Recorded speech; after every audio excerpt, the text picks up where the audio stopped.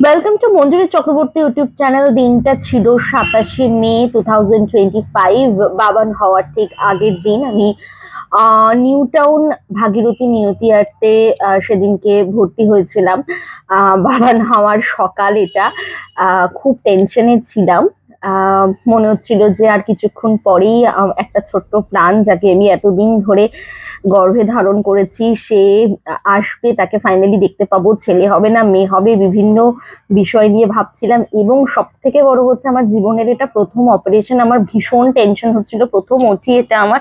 বিশ্বব্রত সকাল সকাল চা খেয়ে নিচ্ছিল, ও চা খায় না কিন্তু ওখানে চা খাচ্ছিল এবং আমাকে বিভিন্ন ভাবে ইয়ার্কি করে মজা করে আমাকে বলছিল যে কিচ্ছু হবে না, মানে আমাকে মজায় রাখার চেষ্টা করছিল।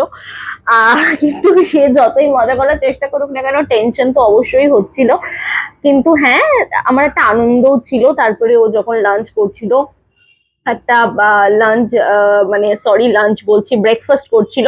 ব্রেকফাস্ট করতে করতে ও কন্টিনিউয়াসলি মজা করছিল, স্নান টান করে রেডি ছিল। আর আমাকে সেদিনকে পাউরুটি মানে টোস্ট দিয়েছিল এবং তার সাথে চিকেন স্টু দিয়েছিল। কারণ আজকের পর মানে এই লাস্ট খাওয়া, তারপর তো আমি আর খেতে পারবো না পুরো একটা দিন, পরের দিন আবার মিল আসবে। খুব বেশি ভিডিও জানো তো করতে পারিনি, কারণ মানসিক জায়গাটা খুব টেনশন হচ্ছিল, তো এই জন্য ডাবের জল খাচ্ছিলাম। হ্যাঁ, শেষে ডাবের জলও দিয়েছিল। তারপরে ফাইনালি আমাকে ওটিতে ঢোকানো হলো। ওটিতে যাওয়ার পর আমি জানতে পারি আমার একটা, তখনও জানি না যে তোমরা ছবিটা দেখছো, কারণ তারপরে আর ফুটেজ আমি সত্যি কথা বলতে নিতে পারিনি। আর এছাড়া বলে রাখি যে তারপরেই আমার ছোট্ট ছেলে আমার কোলে চলে এলো। পরের দিনটা খুব কষ্ট হয়েছে বেসিক্যালি যখন হাঁটতে হয়। আর এটা হচ্ছে আমার বাড়ি ফেরার দিন, আমি ছোট্ট বাবানকে নিয়ে বাড়িতে ফিরছি। সেদিনটা ছিল খুব আনন্দের দিন। আমার বাড়িতে আমার বোন বিভিন্ন ভাবে মানে সাজসজ্জা করে ওকে ওয়েলকাম করার জন্য বসেছিল।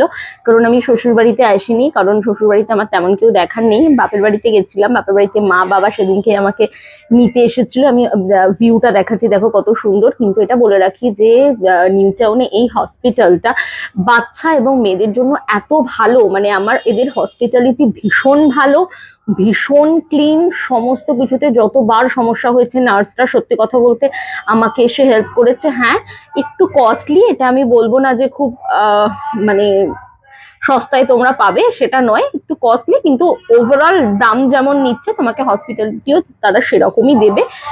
একদম 5 স্টার হোটেলের মতো আমি ওখানে ছিলাম। দিনটা কোনোদিন ভুলবো না। ফাইনালি আমরা আনন্দ করতে করতে বাড়িতে যাওয়ার পথে সেদিনকে মা বাবা নিতে চলে এসেছিল একদম সকাল সকাল। আর তারপরে বাড়িতে ফিরবো। কিন্তু হসপিটালের এই দিনগুলো আমার জীবনে সারাদিন মানে আমার মণিকোঠায় বসে থাকবে। হসপিটালটা না ভীষণ সুন্দর, বিশ্বাস করো। এখানে একটা সুন্দর মূর্তি দেখো, তোমাদেরকে আমি দেখাচ্ছি। এই যে যেটা মানে এটা না তোমাকে একটা পজিটিভ এনার্জি দেবে। এই যে মায়ের কোলে গণেশ বসে আছে, পার্বতী মায়ের কোলে, এটা দেখলেই না এই হসপিটালের যেন এই ঠাকুরের জায়গাটা একটা স্পেশাল অ্যাট্রাকশন। হ্যাঁ, যখন ঢুকেছিলাম মাকে যা বলে ঢুকেছিলাম, আসার সময় সেটা ফলটা পূরণ হয়েছে। এটাই সব থেকে বড় ব্যাপার। এই যে ওয়েলকাম করছে আমার বোন, সব কিছু নিয়ে একদম রেডি করে রেখেছে। দেখে নাও ওয়েলকাম কিভাবে করতে। পরের ভিডিওতে আমি এই নিয়ে পুরো ডিটেলস তোমাদের সাথে শেয়ার করব। আজকের ভিডিওটা এটুকুই।